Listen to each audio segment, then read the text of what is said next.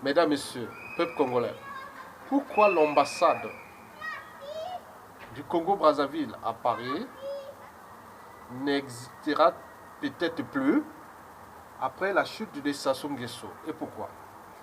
Bon, c'est pas parce que cette ambassade est devenue une forteresse contre les Congolais, où règne la terreur, la violence, où on fait n'importe quoi.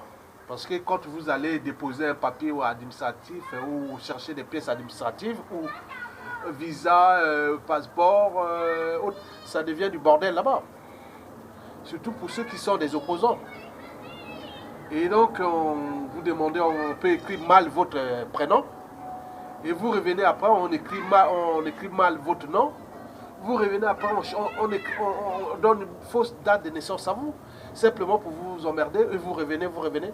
Et sans oublier ces problèmes qu'on a vus là, jamais vus. Qu'une ambassade d'un pays étranger est aujourd'hui gardée par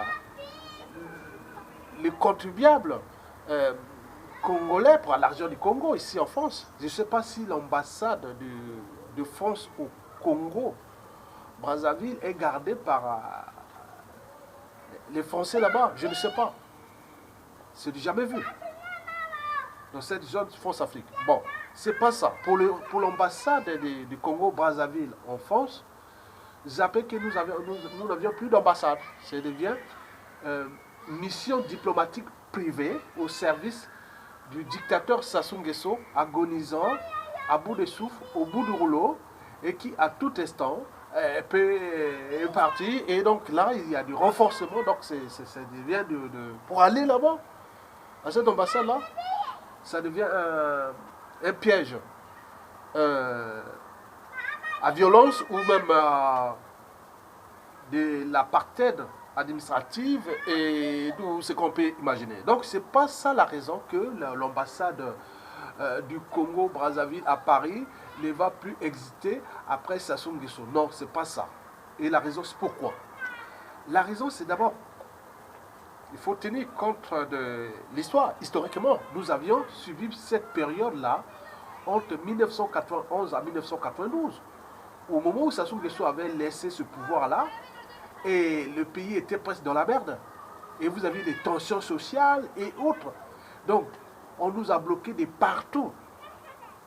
Et donc là, on va hériter d'un pays qui est en faillite. 1000 fois en faillite que ce que nous avions connu entre 1991 et 1992, où même les présidentielles ont failli être capotées parce qu'il y avait des tensions sociales, ça soit avait opprimé les Congolais. Maintenant que c'est arrivé la période de transition, sont libérés et il y a eu la vague des revendications sociales, que ce soit au niveau de la fonction publique, au niveau des armées et autres. Mais là, ce sera encore pire. Donc, nous allons hériter d'un pays qui sera en faillite. Complètement en faillite. Ce n'est pas tout.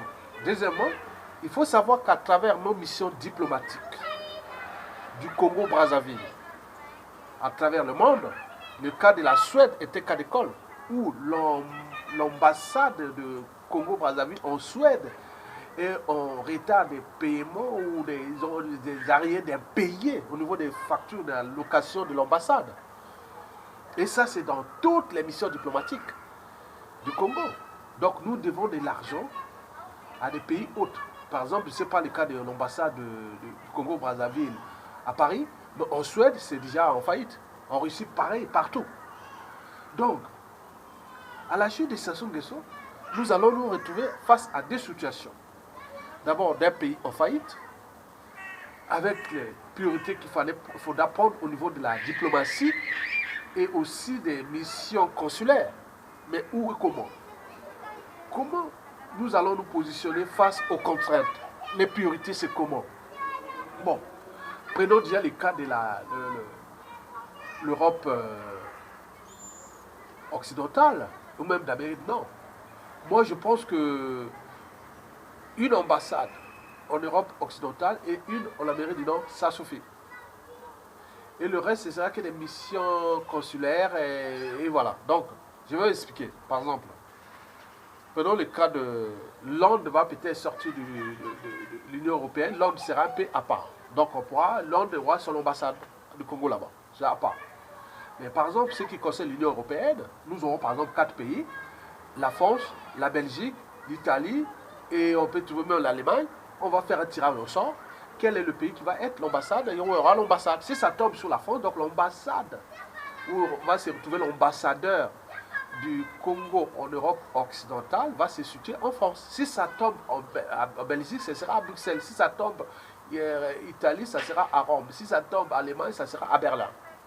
Mais par contre, les missions consulaires, ils seront un peu partout. Par exemple, en France, eh oui, ce qui fait les visas, les pièces administratives, papiers, autres. Donc on peut mettre des managers consulaires qui vont jouer ce jeu de rôle-là. Par exemple, si le cas où l'ambassade du Congo au Brazzaville est à Bruxelles, par exemple, bon, ça, l'ambassadeur est là-bas, donc les missions diplomatiques l'ambassadeur va chapeauter toute la mission diplomatique de toute l'Europe occidentale. Ça, c'est vraiment au niveau de coûts. Investissement, bon, ben, oui, il y a moins de coûts et autres. Mais par contre, par exemple, en France, nous pouvons avoir, par exemple, une dizaine de consulats.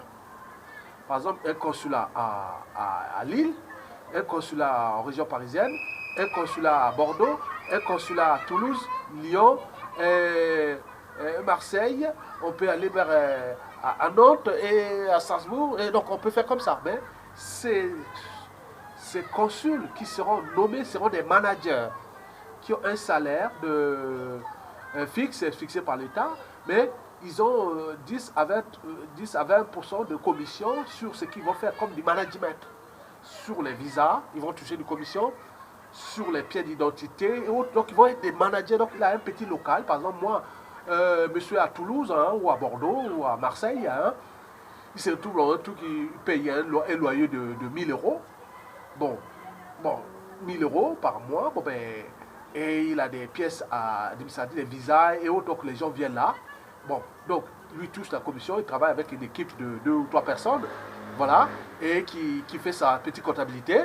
Et donc là, il rencontre l'ambassadeur qui est situé par exemple à Paris ou à Bruxelles ou à autre, oui, à l'ambassade, au ministre des Affaires étrangères qui aura des visites chaque mois ou des choses comme ça qui sont déjà organisées. Et donc, le monsieur qui se retrouve là, bon, ben, il a la tête de ce consul, donc il va faire du management, donc c'est un manager, donc il va travailler ça correctement, il n'a plus à s'aligner parce qu'il a besoin que ça passe vite. Je prends un exemple simple. Par exemple, pour les passeports. Passeports, on sait que tous les Congolais qui vont avoir qui ont des passeports biométriques, il ne sert à rien de remettre les pièces, puisqu'on connaît que vous êtes Congolais. Il suffit qu'il vienne là lui-même en personne, on sait que c'est lui, et le service est sur place, délocalisé, il est à Marseille, il lui est venu à Marseille, il dit que c'est lui, c'est le passeport, on connaît le code de ce passeport. Oui, bon, donc c'est vous. Bon, ben, on change votre pièce d'identité, on change seulement la photo, et vous payez la taxe d'édition du nouveau passeport, et c'est bon. Mais par contre, les pièces administratives, bon, ben, il y aura toujours avec commission, parce que lui, il va toucher ça, par exemple, acte de naissance, et tout ça, voilà. Il va faire une petite comptabilité, c'est un petit chef d'entreprise qui travaille pour le Congo. Donc, à l'échelle de la France, par exemple, une dizaine, ça crée l'emploi, et aussi du côté de l'Allemagne, peut-être 3 ou 4. Du côté de Bruxelles, par exemple, voilà. Aux États-Unis, on peut avoir une dizaine aussi. Au Canada, on peut avoir une dizaine aussi. Donc, c'est des gens qui vont travailler dans ce cas-là. Et donc, voilà, tout est défini avec une feuille de route. Donc, ils rencontrent à l'ambassade, par exemple, au Amérique du Nord, l'ambassade pourra se trouver aux États-Unis. Donc, le Canada, ce sera que des consuls, par exemple. Voilà, donc on peut tout renforcer. Donc, l'État, ça va se décharger. Donc, l'ambassadeur, il aura que la mission d'aller voir la mission diplomatique, la diplomatie congolaise, quoi. Donc, il passe au temps, il n'a plus besoin de... Il rencontre les consuls. Chaque mois, il peut voir l'ambassadeur avec son mission. Il va le service de la diplomatie congolaise va passer, chapeauter chaque mois les consuls pour voir comment ça marche, et c'est bon, est-ce qu'il y a du faux, est-ce qu'il y a ceci, avec les lois qui sont là. Donc, nous devons avoir ça. Donc, sur le plan diplomatique, je suis sûr et certain, à la chute des sanctions, peut-être l'ambassade de France du Congo-Brazzaville à Paris n'existera peut-être pas, parce qu'on peut passer par cela, parce que ce sera la priorité. On n'aura pas l'argent. Les Congolais sont en train de vendre là. Donc nous serons, chaque Congolais va devoir à des créanciers. On va nous emmerder. On a donné l'argent à Sassou parce qu'il répondait au cahier des charges de ceux qui étaient là pour exploiter ce pays et les détruire. Maintenant, s'il y a des gens responsables qui arrivent, on va vous mettre les bâtons dans les roues. Donc, au niveau de diplomatie, nous avons besoin de la diplomatie. Donc, il faudra, à ce moment-là, par exemple, les ambassades en Occident, moi, je dis qu'il y aura peut-être une à l'Union européenne, une à Londres et l'autre en Russie. Et puis, on peut trouver d'autres vers l'Europe du Sud, vers la Grèce ou la Turquie là-bas. Et c'est tout. Dans le monde nord-afrique, bon, on aura tout ce qui couvre les Maghreb. Par exemple, on va mettre l'ambassade du Congo en Algérie ou à Tunis, à Alger ou à Tunis ou à Casablanca. Mais nous, ils chapeautent toute l'Afrique du Nord. Le reste, ce sera que des consuls. Et on peut voir l'Afrique de l'Ouest pareil. Un seul de l'Afrique de l'Ouest. Il sera peut-être à Abidjan ou autre, ou à Bamako ou autre. Mais le reste, ce sera que des consuls. Même peut-être à Dakar, autre. Donc, ce sera des choix comme ça. Donc, en réalité, nous pouvons avoir qu'une dizaine d'ambassades dans le monde. Le reste, ce sera que des consuls. Mais ça va diminuer des coûts. Et on va mettre des managers consuls qui sont des agents de l'État, qui ont été travaillés là. Ils peuvent s'enrichir, ce n'est pas le problème. Ils vont être des vrais managers.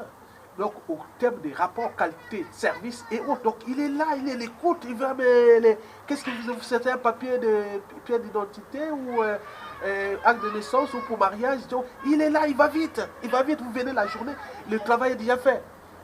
Donc, vous n'allez pas s'emmerder, ça va être de l'efficacité. Et donc, c'est ce que nous préparons. Donc, nous devons nous repenser le monde que nous vivons à cette échelle du Congo-Brazzaville à la chute de Sassou. Parce que le monde que nous vivons est un processus de notre pensée. Il ne peut être modifié sans repenser nos modes de pensée. Donc nous allons mettre des gens qui vont être là dans les cadres structurels, organisationnels et managériels à l'échelle des consuls pour que le coût de nos missions diplomatiques soit divisé par 3 ou par 2. Voilà, donc c'est ça le problème, l'enjeu. Et après, bon, les restes aussi au niveau du pays, administration, fonctionnaire, tout ça, il y a un coup de balai qui va se faire. Mesdames, messieurs, je vous remercie et à bientôt. Donc, vous avez compris que l'ambassade du Congo-Brazzaville en France, si la France prend la priorité, non, il faut que j'ai toujours l'ambassade au Congo. Bon, bah, à ce moment, il prend sa responsabilité parce qu'aujourd'hui, l'ambassade du Congo-Brazzaville à Paris a désormais une sale image. Ce n'est plus l'ambassade, c'est l'ambassade de la France-Afrique, de Sassou et de ces gens. Même les grands dignitaires, les grands résistants et tout ça ne vont plus là-bas. Mais comment la France va-t-elle se retrouver avec ces résistants et qui ne vont plus là-bas, qui demain à tout instant vont prendre le contrôle de ce pays? Et c'est ça le danger. Donc c'est un suicide collectif que Sassou Nguesso et sa France-Afrique sont en train d'entraîner les relations durable entre deux peuples, le peuple français et le peuple congolais, parce que les régimes politiques de type Sassou Nguesso, c'est comment? C'est comme quand vous voyez, vous arrivez sur une rivière ou dans un fleuve, vous voyez que ça coule, hein? Ça coule, vous voyez un débris qui passe, après vous attendez, peut-être qu'il sera déjà, oui, vous mettez un débris de quoi sur le bord de la Seine ici à Paris, dans une semaine, il est au Havre là-bas, hein? Et donc, voilà, donc c'est comme ça, même dans 2 mois ou 3 mois. Donc les partis, les Sassou passent, les peuples demeurent. Mais nous devons repenser ça, parce que nous avions eu cette malchance d'avoir ces Sassou Nguesso, et ça ne va plus rester aussi longtemps comme ça.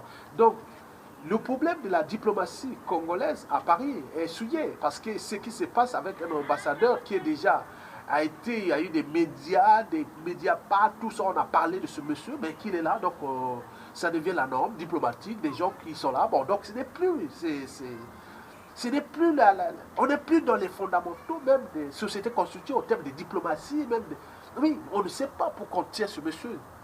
On a Nada, qui est un scientifique qui a quelque part la raison, une âme, une conscience raisonnable. Mais pourquoi continue-t-il à jouer ce jeu dangereux et que Sassou n'est pas éternel, que nous sommes dans un volcan dormant et que Sassou a pris le contrôle de Paris, il devient le maître incontesté de sa tyrannie sur la place de Paris qui menace d'assassiner, de terroriser tout le monde ici.